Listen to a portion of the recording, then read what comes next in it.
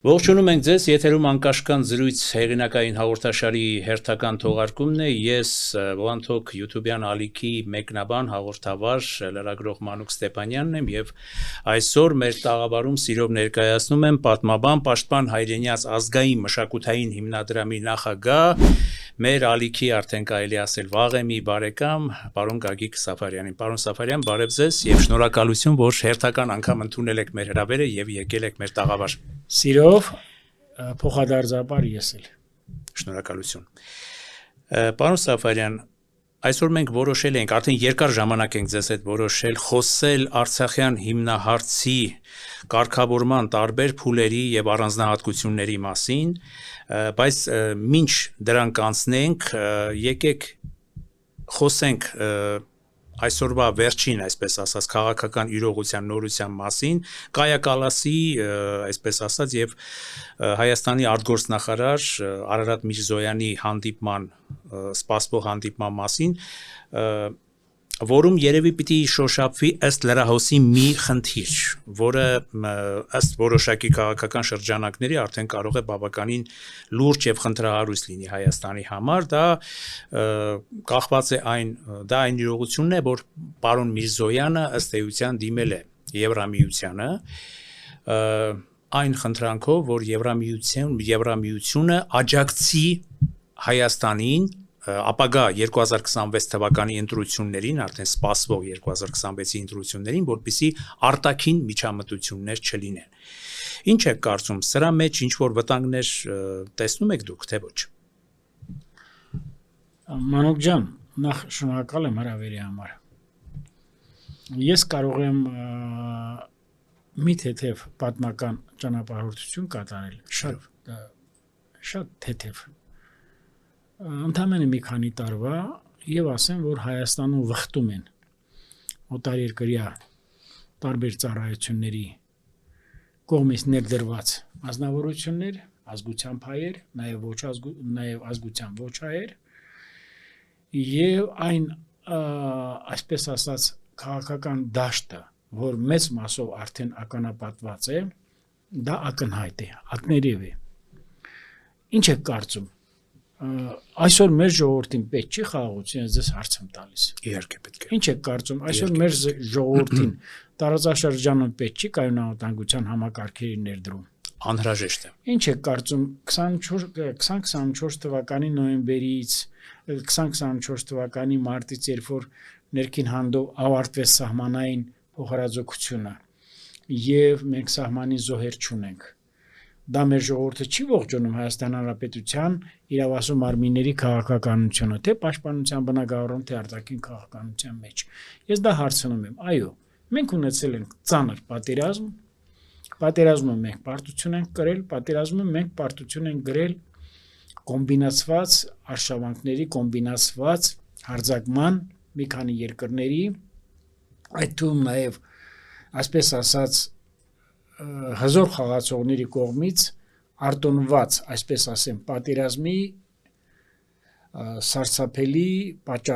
սարսափելի հետևանքներով։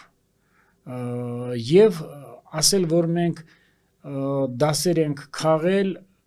կարծում եմ դեռևս ժամանակից շուտ եմ ասում։ Բայց որ Հայաստանի Հանրապետության կառավարության եւ իրավասու մարմինների կողմից մենք դասեր ենք քաղել, որովհետեւ շատ բաներ մեզ դեռևս հասանելի չի։ Նույն ինձ հասանելի է, շատերի համար հասանելի չէ։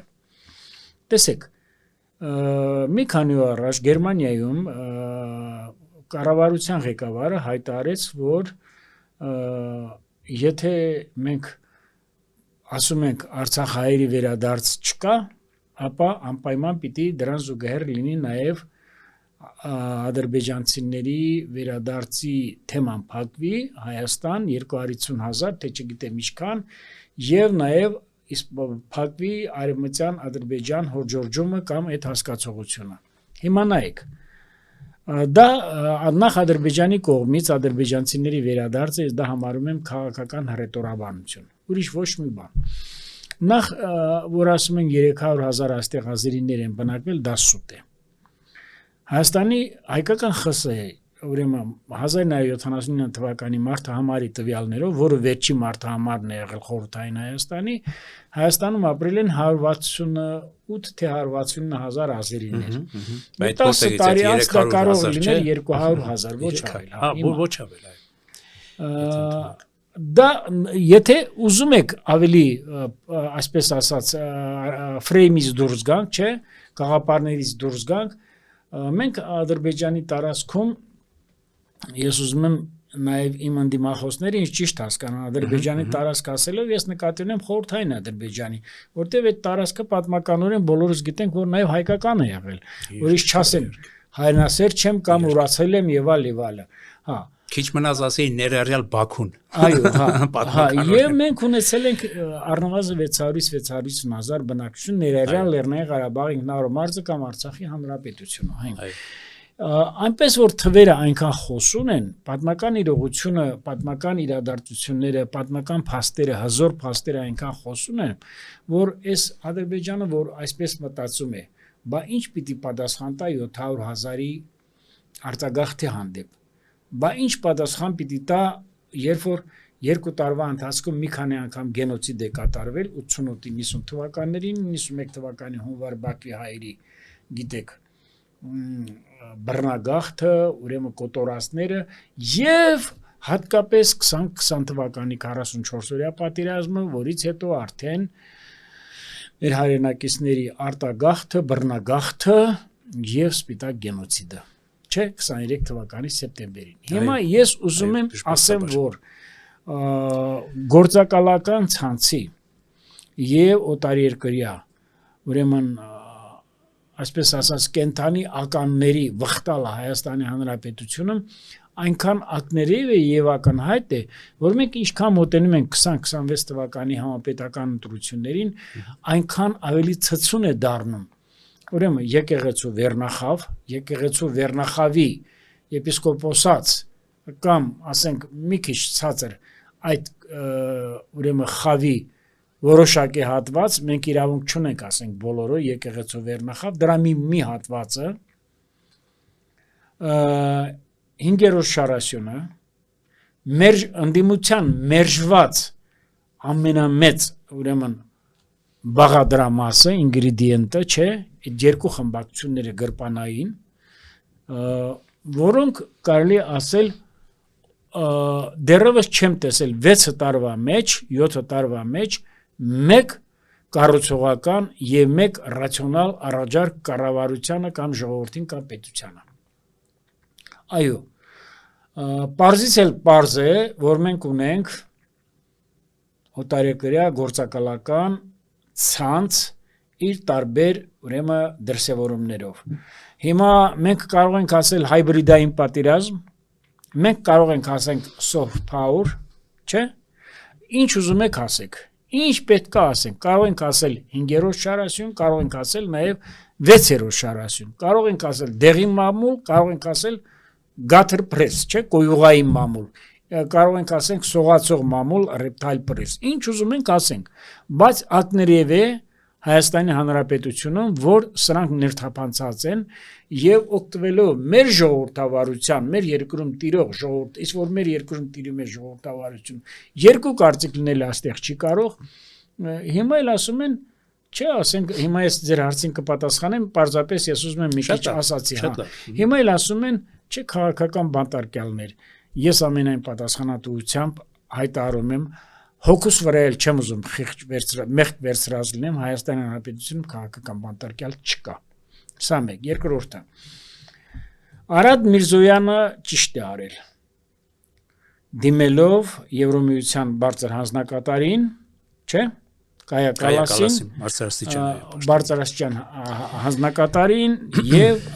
վերահաս վտանգի արժևն առնելու համար որովհետև եթե Եվրոմիությունը սևեռուն ուշադրությամբ իր գործիքակազմով ուշով չհետևի Հայաստանում կատարվող քաղաքական գործընթացների մինչև 2026 թվականի հունիսի սկիզբը համապետական ընտրություններին այո ես համոզված եմ որ Հայաստանի Հանրապետության ճակատագիրը դրվելու է խաղադրույքի վրա որը իհարկե չեն կարող նրանք փորձ են անում այդպես անում տեսեք մեկ ամիս առաջ ավարտվեց գրեթե մեկ ամիս առաջ ավարտվեց վաղար շաբաթում կայացած տեղական ինքնակառավարման մարմինների ընտրությունը, որտեղ Արգիշտի Մեխակյանը ունեցավ մեծ հաջողություն։ Միանգամից քաղաքացիական պայմանագիր կուսակցության տեխնացուն։ Եվ միանգամից ընդդիմությունը չկարողացավ ոչ մի փաստարկ բերի, հակափաստարկ բերի ժողովրդավարությունից շեղվելու, ընտրությունների հետ կապված անարդարությունների, ճճացող ուրեմն սխալների, քվեաթերթիկների լցոնումների կամ տարբեր բաների հետ կապված։ Ինչ արեցին։ Սկսեցին օգտագործել իբր Արգիշտի Մեխակյանի հայրը, հերոս հայրը, պիտի այդպիսի զավակ եւ այլ, ընդհակառակը ես մի բան ասեմ, ինչքան Մեխակյանին է պատիվ բերում ունենալ Արգիշտի Մեխակյանի նման զավակ ուստր, այնքան էլ Արգիշտի Մեխակյանին է պատիվ բերում ունենալ Մեխակյանի նման հերոս հայր։ Եվ ես այդ երդաստանը ճանաչելով, քանի որ Մեխակյանը իմ ուսանողական ընկերն է եղել, դրանից հետո էլ մեր բարեկամությունը շարունակվել է, մեր հարազատությունը։ Այդ գերդաստանին ես ճանաչելով, ես համոզված եմ, որ ցանկացած վտանգի դեպքում Աստված մի արարծի, ոչ պակաս Մեխակյան ենք ունենալու հանձինս Արգիշտի Մեխակյանի։ Նույնը նաև մենք ունենալու ենք 2026 թվականի համապետական ընտրություններին։ Ես չեմ կարող մանրամասնությունների մեջ ասել, թե Արադ Միրզոյանը ինչ նկատի ուներ, բայց որ կա 2026 թվականի համապետական ընտրությունների հետ կապված, այսպես ասեմ ես, որ մեր ժողովուրդն էլ հասկանա, միջոցների առաջ խտրականություն չեն դնելու, ուրեմն եւ վրեժխնդիր ուժերը եւ այսպես կոչված ընդդիմադիր դաշտը իրենց ներկայացուցիչներով ամենակեղտոտ ձևով տանելու քարոզարշավը եւ ոչ միայն քարոզարշավը, այլ նաեւ ստեղծեն սոցիալական իրարանցումներ, upheaval-ներ, այսպես որ ասում են, ճիշտ է թե չէ։ Ես պիտի ասեմ, որ դա չի հաջողվելու ընդդիմությանը, ես պիտի ասեմ, որ Եվրամիությունը, այսպես ասեմ, պիտի սևեռն ուշադրությամբ հետևի Հայաստանում տեղի ունեցող գործընթացներին։ Ավելին ասեմ ես, եթե Ռուսաստանին մենք համարում ենք ռազմավարական գործընկեր, իսկ կարծում եմ Հայաստանի կառավարությունը եւ նրա ղեկավարը առայժմ Ռուսաստանին համարում են, չէ՞, ռազմավարական գործընկեր։ Առայժմ քանի որ չեն հրաժարվել ինչ որ ուրեմն ես պիտի ասեմ, որ Ռուսաստանի Դաշնության ղեկավարությունը ավելի շատ պիտի շահագրգռված լինի, որ մեր մոտ գործակալական ցանցերը, ես ինչու համար եմ ասում, ես նաեւ այդքանը հասկանում եմ, որ մենք նաեւ ում ենք ակնարկում դրանում, չէ՞։ Որոշակի քաղաքական այդ շրջանակներ ակնարկում են, հասկանալի է Ռուսաստանի, բայց կներեք պարոն Սաֆարյան, միջեմ ձեզ հազար ներողություն, ամեն դեպքում ընդդիմադիր կամ որոշակի այլ շրջանակներ, որոնք չեն կիսում, կամ ասենք իշխանական, իշխանամերձ, արևմտամետ, ընդգծված արևմտամետ շրջանակների տեսակետները, որոնք ըստ էության հակառուսաստանյան են, եթե եկեք ընդունենք, նրանք էլ կասեն, բա եթե Եվրոմիությունն է, այդ ինչ է, Եվրոմիության երկրները կամ ուղղակի Եվրոմիությունը ինքը չի կարող ձևավորել, չէ, Հայաստանում նույն հաջողությամբ գործակալական ցանց կամ ինչի մենք չենք խոսում, ինչ ենք մենակ հայացքներս հառում դեպի հյուսիս, հասկանալի է, ոչ մի գործակալական ցանց ես սկզբունքորեն ձեր հետ միասին համերաշխ լինելով այդ հարցում չեմ ընդունում,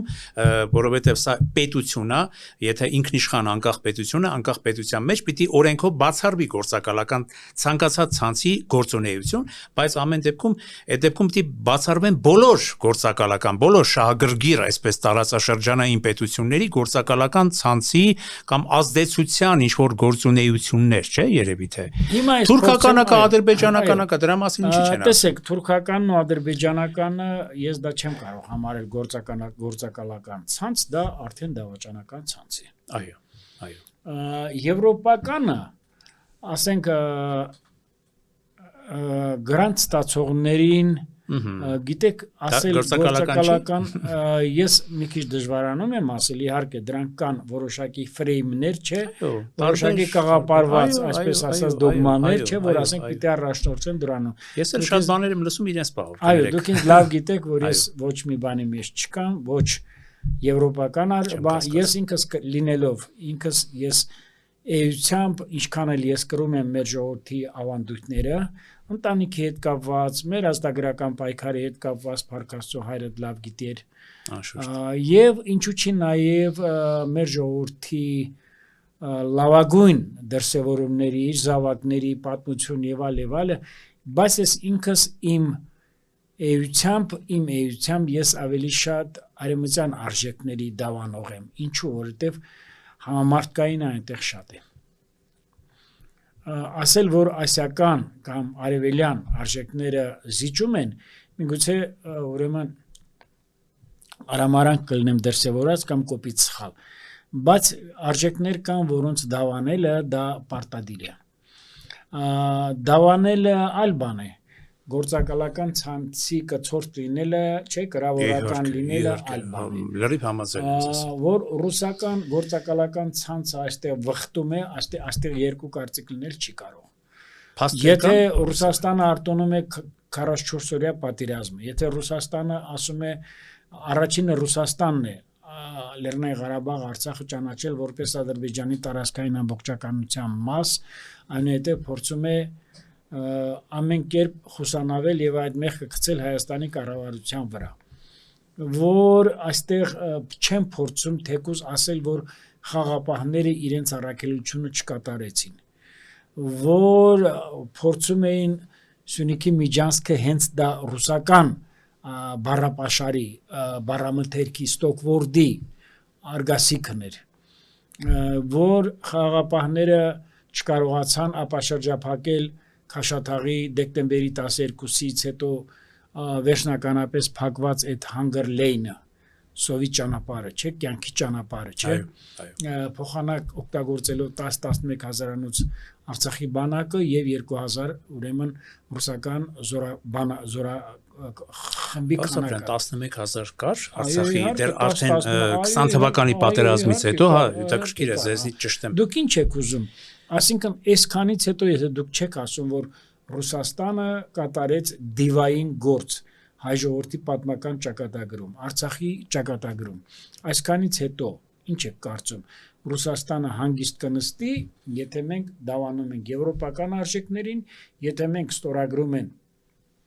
օգոստոսի 8-ի Վաշինգտոնյան հռչակագիրը չէ հուշագիրը մեմորանդումը չէ նախագահ Թրամփի ներկայությամբ Հայաստանը եւ Ադրբեջանը ստանձնեցին խաղաղության կուրսը վերջնականապես հիմա դուք ինչ եք կարծում այսքանից հետո Ռուսաստանը պիտի համակերպվի այն իր քաղաքական կորստի եւ դիրքերի թուլացման հետ իհարկե բնական է որ ոչ բայց ես պիտի ասեմ որ առաջին հերթին Ռուսաստանի Դաշնության ղեկավարությունը պետք է իր ժողովրդին հաշիվ տա որ իր դիվային գործնեության ասեմ կամ անգործության ասեմ կամ ռազմավարական գործընկերության բոլոր կանոնները կոպտորեն խախտելու հետևանքով ինքը հայտնվեց այդպիսի վիճակում այսօր տարածաշրջանում Թուրքիայի դիրքը ավելի ազդեցիկ է քան Ռուսաստանի դիրքը ուզած չուզած մենք պիտի ընդունենք դա շատ վատ է չէ նաև 3+3 ձևաչափի մյուս կողմի Իրանի դիրքերի թուլացման հետ կապված որովհետև մենք տեսանք բլիցկրիգ պատերազմում Իրանի դիրքերը ինչքան թուլացան Իրանի եւ Իսրայելի միջեւ ճիշտ է թե ոչ այո ասել որ Արադ Միրզոյանը ինչու է գնացել ասքալին բացարձակապես պատասխանեն որ շատ ճիշտ քայլ է եղել այս ժամանակին է եղել դա Հայաստանի Հանրապետությունը կառավարությունը եւ իրավասու մարմինները օր առաջ պիտի կանխեն այն եթե պետք լինի կարող եմ ասել նաեւ լրտեսական ցանցնել պիտի կանխենք բայց առայժմ ձեռնպահ կմնան ավելի սուր արտահայտություններից նորից ես կրկնում եմ Հայաստանի Հանրապետությունում համապետական ընտրությունները ունենալու են գեղեցիկ ելք ունենալու են հաջողված ելք ես նկատի ունեմ ժողովրդի կամ արտահայտության տեսակետից ես նկատի ունեմ արդար թափանցիկ ընտրությունների ձևաչափով ոչ մի Հայաստանի կառավարությունը լինելու երաշխավորը այդ ընտրությունների համար Այ պարոն Սաֆարյան,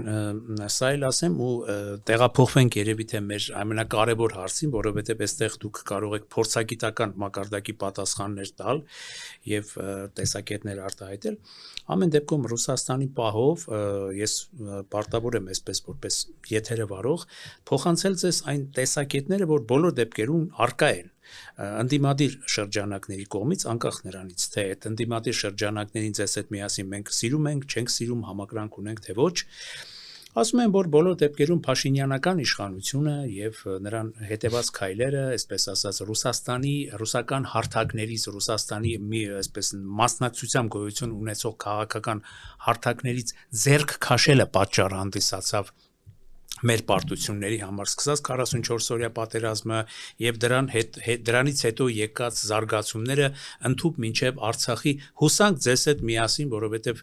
այս հարցում գոնե ձեզ հետ լիակատար համակարծիք ենք Արցախի, այսպես ասենք, ժամանակավոր կորուստը կամ ժամանակավոր հայաթափումը։ Չեք գտնում, որ բոլոր դեպքերում թեքումը, այսպես ասած, ինչպես ընդդիմադիր շրջանակներն են անում, միանգամից թեքումը, քաղաքական վեկտորի, կողմնորոշիչ վեկտորի կտրուկ թեքումը, ասենք Ռուսաստանից, եթե ընդունենք դա Ռուսաստանն է եղել, չնայած ընդդիմադիրները չեն ընդունում, ասում են մենք այսպես կոմպլեմենտար քաղաքականություն էինք վարում, դեպի կտրուկ, դեպի արևմուտք, պատճառ հանդիսացավ, որ Ռուսաստանը որոշակի այսպես пассив կամ չեզոք դեր խաղա կամ ինքն էլ հասկանա ասի, որ դե եթե դուք կամ ինչպես 22 թվականի Պրագայի դեպքում են նրանք ասում, դե եթե դուք եք հայաստանյան իշխանություններ ճանաչել Արցախը որպես Ադրբեջանի մաս, էլ մեզնից էլ ինչ եք ուզում, էլ խաղաղապահներից, ապա Ալիևն էլ ասում էր մեզ, որ դե թող գնացեք այս մարդը Նիկոլ Փաշինյանը ճանաչել է Արցախը որպես Ադրբեջանի մաս, էլ դուք ստեղ ինչ գործ ունեք, ինչ խնդիր եք լուծում։ Մինչև այդ Քարխովայիվի ծրագիրը, որը Ադրբեջանի կողմից հիշում եք, մերժվեց, նաև ռուսական միջնորդական ծրագիր էր։ Որոշակի իմաստով օբյեկտիվ ավելի լինելու համար, ոչ թե այստեղ կողմնորոշման խնդիր է, էլի ռուսական կամ ոչ ռուսական, չէ գտնում, որ դա նաև պատճառ հանդիսացավ, որ ոչ հայանպաստ լուծումներ եղան։ Շատ լավ, շնորհակալություն։ Դուք ինձ ստիպում եք, ես նաև անդրադառնամ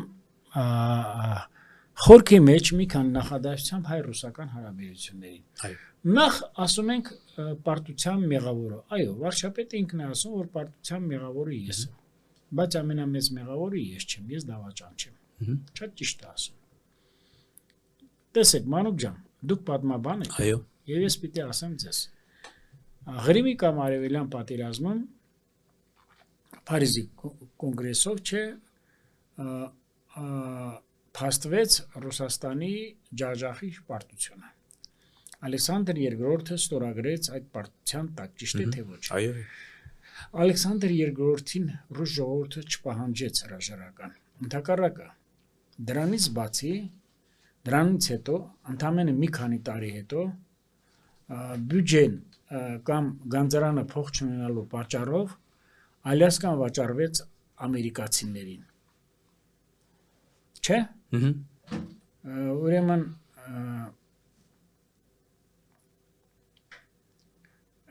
ինչու եմ ես այսքանը ասում։ Բայց Ռուսաստանի պատմության մեջ Ալեքսանդր II-ը մնաց որպես լավագույն կասերներից մեկը։ Եվ ինքը զոհ դարձավ դավադիրների արձակած գնդակից, չէ՞, նարոդնիկների։ Այո, այո։ Հիմա տեսեք, Էլիոտ Բուքենեն եւ այլը, չէ՞, այդ բանի ժամանակ, չէ՞, այդ Ալեուտյան կղզիների բանի հետ, որ Վիլյամսի, բոլորս գիտենք, որ փաստորեն այսօրվա դրությամբ բանից պարզվում է, որ կոպեկներով վաճառվեց Ալյասկան։ Այնինչ Ալեքսանդրին համարում են, որ մեծագույն պայմանագիրն է ստորագրել, իսկ Աբրահամ Լինկոլնին համարում են դավաճան։ Ես սա այլ թեմա է զրուցելու համար։ Հիմա ես ասեմ, դուք կարող եք ինձ ասել, որ 2018 թվականից մինչև 2020 թվականը Հայաստանի Հանրապետությունը Ռուսաստանի հետ ունեցած իր դաշնակցային պարտավորությունների որ մասով է թերացել։ Եթե կարող եք ինձ ասել, ես պատասխանեմ, բայց եթե պիտի մերկապարանոց հայտարարություններ լինի, որպես ձայն բարբարո հանապատի, ես չեմ կարող պատասխանել։ Բա 2006-7 թվականից Ադրբեջանի հետ եթե պայմանագիրը ստորագրվել է ռազմական փոխօգնության վերաբերյալ Ադրբեջանի եւ Ռուսաստանի միջեւ եւ այդ փոխօգնության հիմքով պայմանագրի հիմքով տրամաբանության մեջ Ադրբեջանը առաքվել նվազագույնը 5-ից 6 միլիարդ դոլարին համարժեք զենք զինամթերք Ռուսաստանից, որը ապահովել է 44 օրյա պատերազմում Ադրբեջանի հաղթանակը 99%-ով։ Էմի տոկոսը Իսրայել, Թուրքիա, Պակիստան եւ այլ։ Գտնում եք, որ առավելապես ռուսական զենքով է այդ։ Այո, առավել։ Դա ոչ թե ես գտնում եմ, դա աքսիոմատիկ ճշմարտություն է։ Ինչ եք ասում, բայց ժամանակ Հայաստանի եւ երկրորդ նախագահը, եւ երրորդ նախագահը, եւ մեր արտաքին գործոս նախարարները ուր էին։ Բայց ինչու մի հատ նոտա չեն տվել, ասենք, լավ, կարող եք դուք ինձ ասել, ինչու է Ռուսաստանը Ադրբեջանին այդքան զենք տվել։ Դա որտեղ, ասենք, ռազմավարական գործընկերոջ թշնամուն։ Լավ, թշնամի չասենք այն ժամանակ, հակառակորդին։ Ինչու է այդքան զենք տալիս։ Ան դնում եք, որ տարածաշրջանում ռազմական հավասարակշռությունը պահպանել, հա, կոտորածներով։ Այն ժամանակ ես հիշում եմ, ասում են դա բիզնես է, եթե Ռուսաստանը չվաճ, Ռուսաստանի չգնեն, կգնեն, ասենք Իսրայելից կամ Ամերիկայից։ Ուրեմն թող Հայաստանի ղեկավարները բարի լինեին, չլափեին Հայաստանի բանակի բյուջեն, չլափեին մոլիբդենը, չլափեին դրոմբոնի ոսկու հանքերը եւ այդ նույնը տային Ռուսաստանին, ասեին Ադրբեջանին, քանի որ մենք ձեր ռազմավարական գործընկերն ենք տարածաշրջանում, Ադրբեջանին, եթե դուք պիտի զենք մատակարարեք, մենք էլ պիտի դիմենք այլ երկրներին զենք հայթայթելու համար։ Եվ բոլորս էլ գիտենք, որ մեր Հայաստան ուրեմն առաքված զենքերի մեծ մասը եղել է խոտան զենքեր։ Վաղեմության ժամկետը պիտանելիության ժամկետը կորցրած, վաղեմության ժամկետը ամբողջովին անցած։ Սա այլ խնդիր է։ Տեսեք, կրկին ու կրկին ասեմ, որ անդրադառնանք մենք պատմությանը։ Եվ երևի ես չեմ պատկերացնում, որ ասենք Հայաստանում մեկը, ասենք հայ-ռուսական հարաբերությունները կարող է իմ նման կամ իզնից շատ իմանա։ Ասենք լավագույն դեպքում կարող է իմ չափ իմանալ։ Ախր ես գիտեմ, չէ, Ալեքսանդր II-ի ժամանակ ինչպիսի փայլուն արտաքին քաղաքականություն է ունեցել հայկական հարցում։ Ես գիտեմ, չէ, ասենք ինչպիսի փայլուն արտաքին գործոս նախարար են ունեցել առաջին աշխարհամարտի նախօրյակին Սազոնովին։ Ես գիտեմ, չէ, ասենք հայանպաստ մարդիկ համարում։ Ես գիտեմ, չէ, ասենք Բորիս Ելցինը լինելով, ինչպես են ասում, որպես ռուս մուժիկ, ինքը ռուս էությամբ ռուս, ինչպիսի փայլուն հարաբերություններ է ունեցել թե Լևոն Տեր-Պետրոսյանի հետ, թե Ռոբերտ Քոչարյանի հետ։ Գրաչով, Վազգեն Սարգսյան հարաբերությունները, չէ, երևի նաև։ Այս ամենը մենք չենք մոռանում։ Բայց որ Ռուսաստանի Դաշնության քաղաքականության, ղեկավարության քաղաքականության հետևանքով Արցախը կործանվեց, սա աքսիոմատիկ ճշմարտություն է։ Նիկոլ Փաշինյանին այլ բան չէր մնում 22 թվականին Ադրբեջանի տարածքային ամբողջականությունը ընդունումը այդ թվում նաև Արցախի ներառյալ Արցախը, որտեղ Հայաստանի Հանրապետության բոլոր ղեկավարները իրենց արտաքին գործոս նախարարներով բոլոր հանդիպումներում ընդունել են, որ Արցախը Ադրբեջանի տարածքային ամբողջականության մաս է։ Այն խոսքերը, խոսույթը, որ իբր շուտով լուծվելու է Արցախի կարգավիճակի հարցը, Արցախի կարգավիճակը կամ որպես առանձին միավոր կամ Հայաստան Հանրապետության բաղկացուցիչ մաս, սա եղել է իմիտացիա, սա եղել է ուրեմն մեծ կեղծիք, այդպիսի բան չի եղել։ Ես ընդամենը մի հարց եմ բարձրացնում։ Եթե Ռոբերտ Քոչարյանը իր խոսափող արտաքին գործոս նախարար Վարդան Օսկանյանի հետ մեկտեղ ասում է, որ Քիվեստում Լեռնային Ղարաբաղը պիտի միանար Հայաստանին եւ ուրեմն օթային այդ կամուրջը, էստակադան մենք մտնում էր Ադրբեջանի սուվերեն, չէ, ամբողջ տարածքի մեջ, ուզում եմ հարցնեմ, բայց որ ասում եք Ղարաբաղը պիտի միանա Հայաստանին, բայց ո՞նց էր միանալու, եթե Ադրբեջանի մաս չէր։ Տրամաբանությունը ինչի, որտեղից էր միանալու, ով էր տալու Ղարաբաղը Հայաստանին։ Չէ, Ղարաբաղը վիճահարույց դերևս ոչ էլ համարվում էր Ադրբեջանի մասը, չնայած այդ դուք ասեցիք Ռուսաստանը, պարոն Սաֆարյան, կներեք, դուք բայց եթե Ռուսաստանը եւ որևէ միջազգային խաղացող պաշտոնապես չի ճանաչել Արցախը որպես Ադրբեջանի մաս, մինչ ասենք 2020-22 թվականները այդպիսի բան չկա։ Չէ, պաշտոնական հայտարարություն չի եղել, ոչ էլ Հայաստանի ղեկավարությունն է Հայաստանի ղեկավարությունը միշտ էլ ընդունել է Ադրբեջանի տարածքային ամբողջականություն։ Արցախով ներառյալ։ Այո։ Բայց Արցախի հարցի շուրջ միշտ ինքը բանակցել է, որպես վիճահարույց տարածք։ Մինսկի խմբի առաքելության գերակաշահը եղել է խնդիրը լուծել գերազանցապես խաղաղ պայմաններով, բացառելով ռազմական միջամտությունը։ Այլ խնդիր կարգավիճակի հետ կապված բանակցությունների միջոցով պիտի ճշտվեր Ադրբեջանի տարածքային ամբողջականության շրջանակներում։ Կարգավիճակով, բայց հարգելով Ադրբեջանի, ես այսպես եմ միշտ հասկացել, հարգելով Ադրբեջանի տարածքային ամբողջականությունը, բայց Արցախը որևէ կենտրոն Մինսկի խմբի այդ եռանախագահ երկրների որևէ երկիր պաշտոնապես չի ճանաչել, չի հայտարարել բոլոր դեպքերում, որպես Ադրբեջանի տարածքային մաս եւ պարոն Սաֆարյան մի այսպես առանձնահատկություն ամեն դեպքում չեք գտնում, որ բոլոր դեպքերում մեզ համար փրկարար էր բանակցային process-ի մեջ մնալը, հիմա նաև ընդդիմադիրները մեղադրում են Նիկոլ Փաշինյանի իշխանությունը, որ ինչու եւ Սերժ Սարգսյանին եւ հետո նաև Նիկոլ Փաշինյանին, որ ինչու չի հրապարակել ժամանակին 2019-ին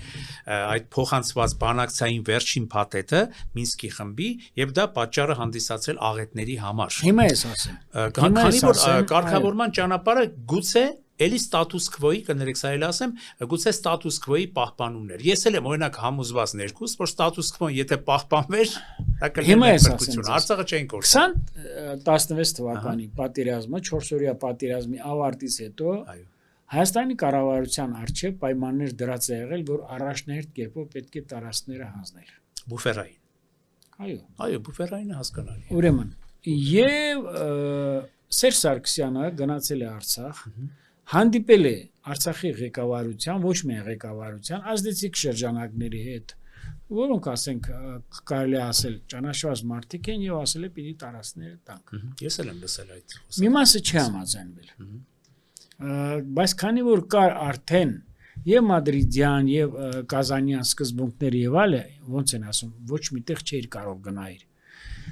Սերժ Սարգսյանը չուներ հանրային վստահության օրինականացված աստիճան, ոնց են ասում, լեգիտիմություն չուներ ինքը։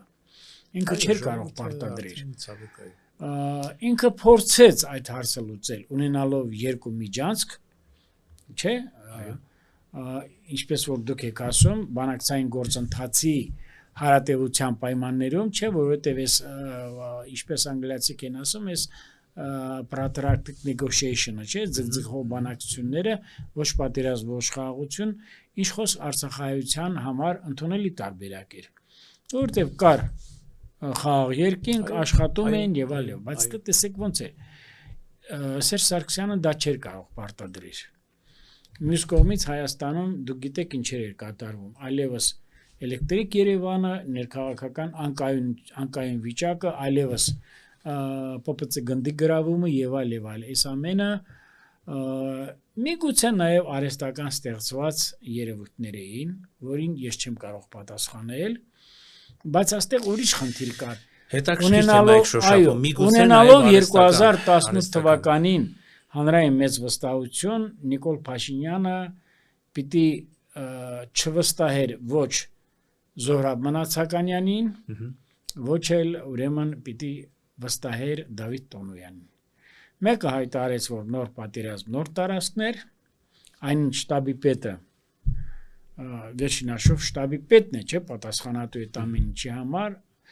մի քանի անգամ ռեպորտներ գրեց կառավարությանը, որ Հայաստանի Հանրապետության բանակը պատրաստ չէ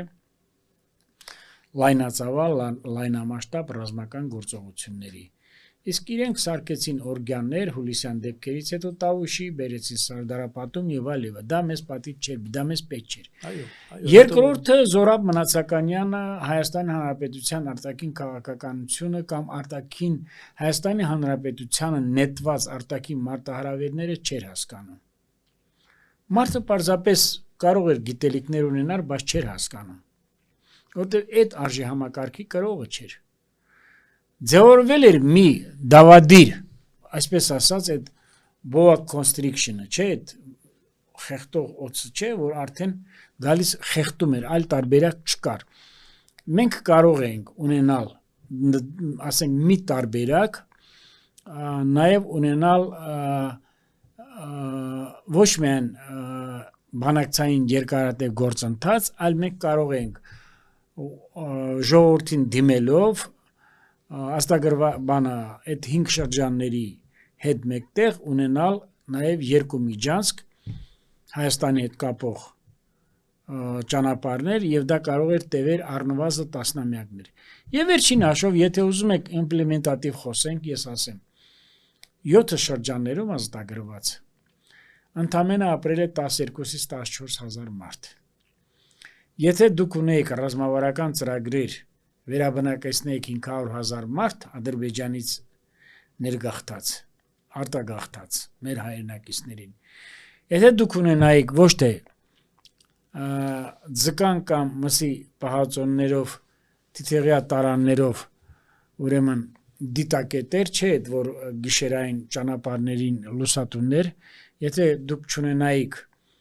անվադողերով բնական ամրություններ, չէ, այլ ունենայիք գերժամանակակից, այն ինչպես որ ունեցան ադրբեջանցի 2020 թվականի պատերազմի ժամանակ, ՆԱՏՕ-ի չափորոշիչներին համապատասխան եւ ռադիոկապի միջոցներ, եւ քողարկահակուսներ, եւ զրահաբաշխոններ, եւ չգիտեմ գիշերային տարբեր տեխնիկաներ, լուսավորության եւ այլ, այլևս չեմ խոսում գերժամանակակից տեխնիկայի, օդային հարձակումների հետ կապված, տանկային, ավիացիոն եւ այլ, մենք իսպար զուրկ էինք։ Մենք 44 օրյա պատերազմի ժամանակ ով եթե ոչ ես կարող եմ ասել, որ մեր բժիշկը բոթասի կարիք ուներ։ Նույնիսկ սաղավարտները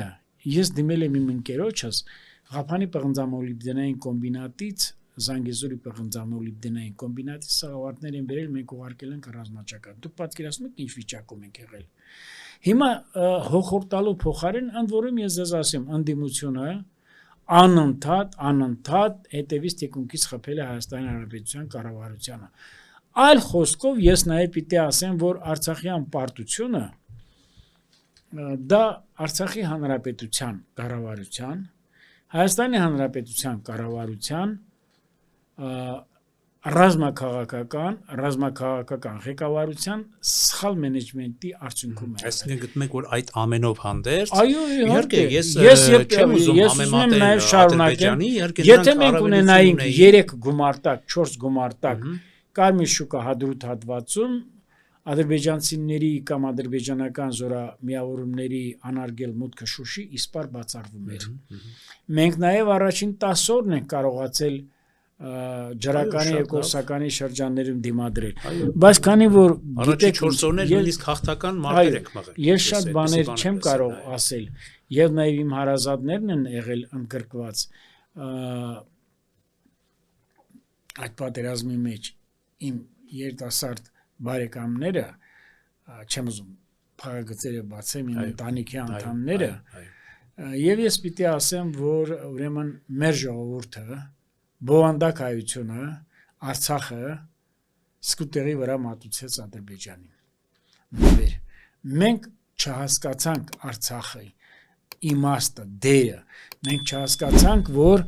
Արցախի հանրապետությունն է եղել Հայաստանի Հանրապետության անվտանգության երաշխավորը, ոչ թե հակառակը։ Եթե այսօր որոշ քաղաքական ուժեր ճամարտակում են, որ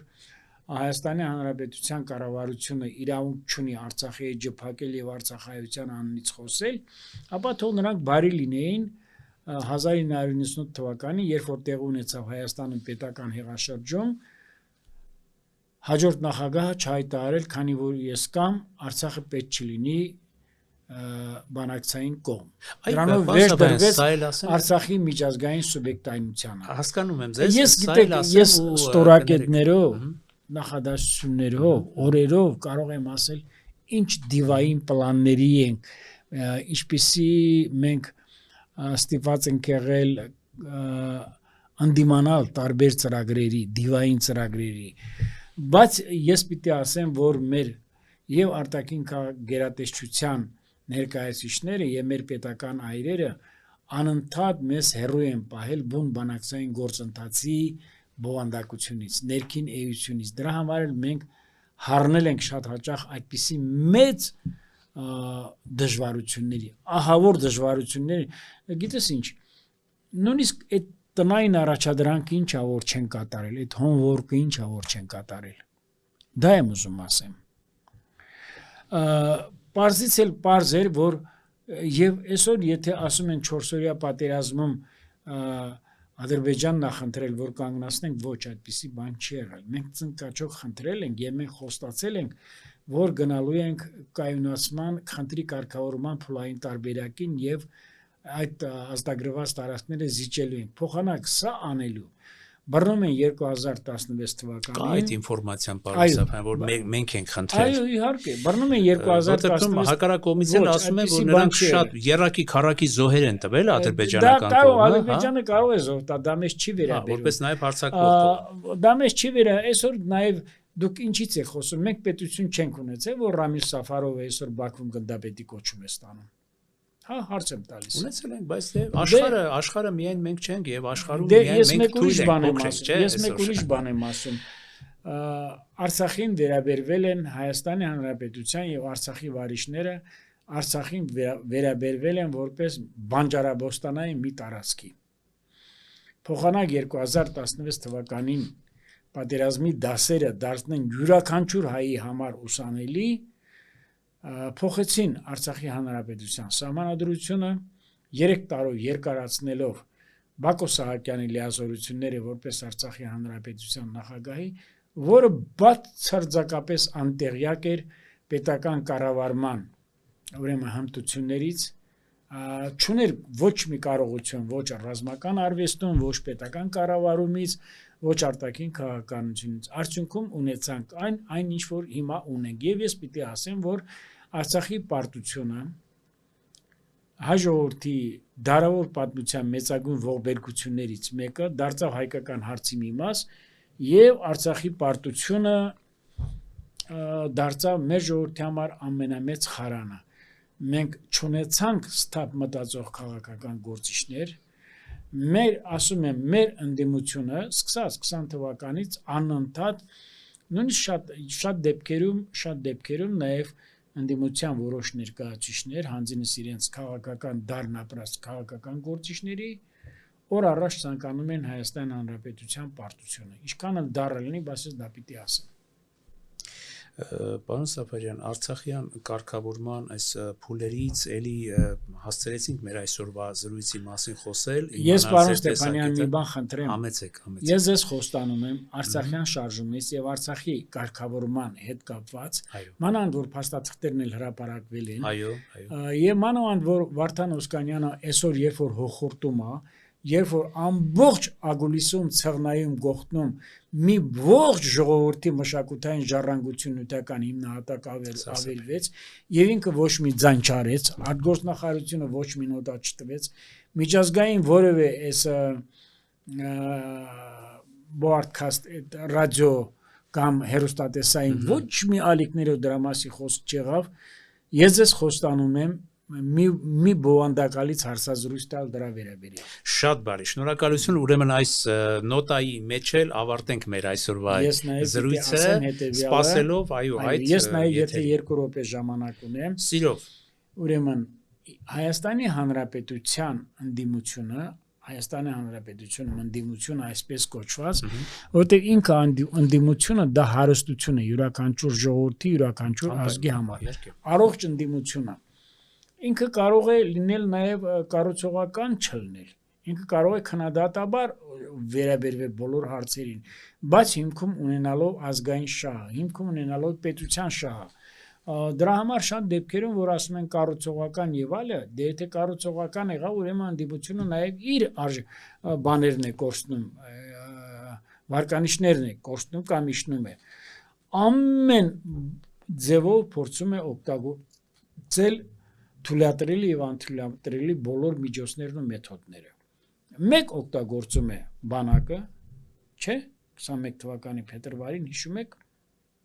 փրկության շարժումը։ Մեկ օգտագործում էին Արցախի սպիոներները էին բերում Վանեցյանի շարժման ժամանակ օպերային հարակից Ֆրանսիայի հրապարակ, չէ՞, վրաններ եւ այլն, այն տեսնում ենք ովքեր էին մասնակցում։ Մեկ էլ օգտագործեցին եկեղեցու վերնախավի որոշ հատված։ Հիմա ես ասում եմ, խնդիրը դրված է այսպես. եթե եկեղեցականը, բարձր հոգևորականը խախտել է կուսակրոնությունը, չէ՞։ Բայց հիմա դրա մասին չեն խոսում, պարոն Սաֆարյան։ Չէ, ես Հիմա ավելի շատ խոսում են գործակալական ազդեցության մասին, հիմա բայց ես դա էլ ասում- չէ, շատ թերի հիմա ես են, ձեզ- դիմադիրները այո, քննադատում հիմա ես են, ձեզ որտեղ ասում ասում են, եմ- եթե գործակալներ են, դոսիեներ հրապարակեք։ այո։ Եթե չէ, ես եւ դուք Հիմա մենք ես չեն ասում- կարող հիմա ես պնդել, որ ասում եմ նրանք ասեն հետեւյալը. ռուսական գործակալներ։ Հիմա եթե եկեղեցականը խախտում է բարձր հոգևորականը, կա կուսակրոնության սկզբունքը, որը գերակա է բոլոր հոգևորականների համար, չէ, ասենք, որոնք զբաղեցնում են բարձր դիրք հայրաքելական Սուրբ եկեղեցու ստորակարգության կամ հիերարխիայի մեջ, ճիշտ է թե ոչ։ Եթե դա խախտում է, ես ուզում եմ իմանալ, ինչպես կարելի է հավատալ, ինչպես կարելի է ընդունել, ուրեմն եկեղեցական գործիչների տվյալ մարդկանց, ուրեմն ներկայությունը հայրաքելական Սուրբ եկեղեցում։ Ուրեմն այդ մարդիկ, ովքեր դրանց հետ են, ուրեմն դա չի կոչում հավատ։ Դա կոչում ընդամենը կեղծ պատրանք եւ ավելին ասեմ, սա արդեն ունենում է հեռուն գնացող քաղաքական նպատակներ։ Օգտագործելով եկեղեցուն, եկեղեցու վերնախավին, տվյալ պահի մայրաթորի որոշ բարձրաստիճան հոգևորականների փորձ է արվում ամեն կերպ վարկաբեկել պետությունը, պետականությանը, որ եկեղեցին կարող է անտեսել պետական շահը, այդպես էլ կա, եկեղեցու վերնախավը անտեսում էր պետական շահը, հաշվի չէր նստում իրողությունների հետ, կարելի է ասել առանց վարչապետի համաձայնության վեր եկենում գնում է վեհապարը Բելոռուս, չէ, երբ որ նա հայտարարում է, որ գիտեք, մենք Բելոռուս իրավունք չունենք ոտք դնելու, քանի որ այդ ճիվաղը գոյություն ունի Բելոռուսիային որպես երկրի ղեկավար։ Ճիշտ է թե ոչ։ Հիմա այո, գործակալական ցանցի մասին է խոսքը, այո, եկեղեցու մեջ հայրաքելական Սուրբ եկեղեցու սպասավորների մեջ վխտում են գործակալները։ Իսկ եթե կառավարության ղեկավարը ասում է, որ լրտեսներով լիքն են, դուք պիտի լինեք KGB-ի պատվալներում, ապա ես գտնում եմ, որ օր առաջ դրանք պիտի հրապարակվեն, օր առաջ պիտի ասեն, ով ինչ է արվում, եւ նրանք պիտի ստանան իրենց արժանի պատիժը։ Այստեղ խնդիրը այլ Բայց քանի բան որ չեն հրապարակվում, պարոն Սաֆարյան, մենք ձեզ հետ չեն կարող այդ մարդկանց ես եւս մի բան եմ ասում, տեսեք, շատ արագ վերջացնելու եմ։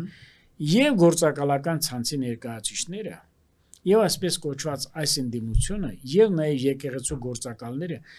բոլորը միասին վերցրած 1000-2000 հոգի չեն կանգնում։ Եթե մենք սրանց մաքրում ենք, մեր ազգը ավելի անաղարտ է դառնում, մեր ազգը ավելի զտարյուն է դառնում։ Բայց եթե մենք սրանց չենք մաքրում, մենք հասնելու ենք այն օրվան, մենք կանգնելու ենք ուրեմն այն նախաշեմին, երբ որ ունեցել ենք, դուք պատմաբան եք, լավ գիտեք, Կարսի հանձնման նախօրյակին, ունենալով 38000 ուրեմն կանոնավոր զորք, մարտունակ զորք, ունենալով Անգլիայից եւ Կանադայից բերված բազմաթիվ բազմականակ զենք զինամթերք, բավական էր գործակալական ցանցերի ներկայացուցիչների վխտալը Կարսում եւ Հայաստանի Հանրապետությունում եւ Կարսում մի կրակոց չարձակեցինք թուրքական ուրեմն 9-րդ բանակի ուրեմն զինվորներին Քազım Կարաբեկիրը անարգել կերպով գրավեց Կարսը, Սարիղամիշը, Սուրմալուն, չէ, անտեղից մտավ Շիրակի դաշտ, հասավ մինչև Լոռի, ճիշտ եմ ասում թե չէ։ Ասեք տեսնեմ, մենք չենք կարող դիմակայել։ Նույնիսկ այն ժամանակ, երբ որ արդեն կնքվել էր Սևրի պայմանագիրը, մենք կարող ենք, բայց նույնիսկ ես մի քիչ անհարմար եմ ասում, որ մենք նույնիսկ կարծում ունեցել ենք հոգեորական դավաճաններ։ Նույնիսկ այնպիսի դավաճան քաղաքացիական հակոստով ենք ունեցել դավաճաններ, քաղաքացիական մարտիկ ենք ունեցել, բայց դուք գիտեք, որ ասենք նահանգապետը, քաղաքապետը ինքնասպանություն գործեց, բայց անբարոյական բարքերը կարծում զինվորականների մեջ այն աստիճանի են հասել, որ բարոյալքվել էր ամբողջովին բանակը։ Միակ բարոյական կերպարով մարդը, որ մնացել էր Կարսում, դա գիտեք ով է եղել, Սարդարապետի հերոս հրամանատար գեներալ Սիլիկյանը։ Եվ Փյուրիմյանները, եւ Շահնազը, դուք չեք պատկերացնում ինչպիսի անբարոյական մթնոլորտում էր գտնվում Կարսի ուրեմն զինվորական շրջապատը։ Եվ բարոյալքված բանակը ոչ մի բան անել չէր կարող։ Եվ այսօր անընդհատ դատապետել ասել բանակ չունենք, ոչ, այսօր ունենք բանակ։ Այսօրվա մեր բանակը ավելի մարտունակ է։ Այսօրվա մեր պաշտպանական բնագծերը ավելի հուսալի են, ամենայն դեպս օգտագործված անվադողեր չեն, ձկան պահածոնների այդ թիթեղյա տարաններ չեն։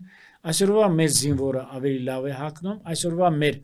բանակի զինվորների եւ բարձր հրամանատարական կազմի աշխատավարձը անհամեմատ ավելի բարձր է եւ ռազմամթերքի հետ կապված մեր կառավարությունը ոչ մի միջոցի արժեվ կանգ չի առնում։ Այդ որ ասում են բանակի բյուջեն կրճատել են, այո, նախատեսված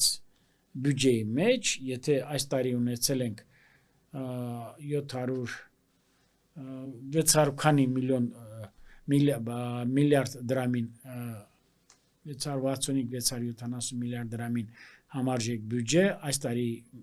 60-70 միլիոնով 2026 թվականին կրճատվելու, բայց ես պիտի ասեմ, որ մենք մատի ու մատանու արանքը պիտի չմտնենք, որտեղ ես գիտեմ, որ նաև բանակի հետ կապված մարտունակության աշխատավարձերի ռազմամթերքի ձեռքբերման առումով Հայաստան Հանրապետությունը ֆինանսական որևէ դժվարություն չի կրելու։ Ես չեմ ուզում բաց ասեմ, բայց ես գտնում եմ, որ մենք ինչքան էլ այսպես սարսափելի կերպով վերաբերվենք խնդիրներին, խաղաղությունը շուտով ծեծելու է մեր դռները։ Հայաստան Հանրապետությունը, այո, բացառվում է ուրեմն լայնածավալ ռազմական գործողություններ։ Նույնիսկ ասում են մենք ենք Ադրբեջանի ականջներից։ Ես միշտ էլ եմ կարծիքին եմ, այո, ես այն կարծիքին եմ, որ միջազգային գործիքակազմը այսօր հնարավորություն է տալիս մեր արտաքին քաղաքականության բալանսավորված ասենք կամ դիվերսիֆիկացված ասենք կամ հավասարակշռված եւ հավասարակշռման արդյունքում մենք ունենանք անվտանգային նոր համակարգերի ներդրում, բայց այդտեղ այլ բան կա։ Ես ավելի շատ ապավինում եմ մեր բանակին, մեր սրբության սրբոցին եւ ինչու՞ չի նաեւ մեր ազգային միասնությանը։ Պարոն Սապարյան, շնորհակալություն։ Մյուս անգամ ավելի, չնայած Արցախյան կարգավորման պահով դուք հասցրեցիք ձեր տեսակետները բավականին շատ արտահայտել, բայց մյուս եթերը արդեն պլանավորենք բացառապես Արցախյան կարգավորմանը եւ Արցախյան հարցի առանձնահատկությունների վերաբերյալ։ Ես պատրաստական եմ։ Շատ շնորհակալություն։ Եթերում անկաշկան զրույց հերինակային հաղորդաշարի հերթական թողարկումներ եւ մեր զրուցակիցներ պատմաբան պաշտպան հայրենիաց ազգային մշակութային հիմնադրամի նախագահ Գագիկ Սաֆարյանը։ Ես դիմում եմ մեր այն ունկնդիրներին, որոնք դեռ չեն հասցրել բաժանորդագրվել մեր One Talk YouTube-յան ալիքին, խնդրում եմ նրանց ընդհանրապես սեղմել զանգակոճակը եւ բաժանորդագրվել One Talk YouTube-յան ալիքին, որի համար մենք կլինենք շատ շնորհակալ։ Շնորհակալություն, այսօր այսքանը, կհանդիպենք։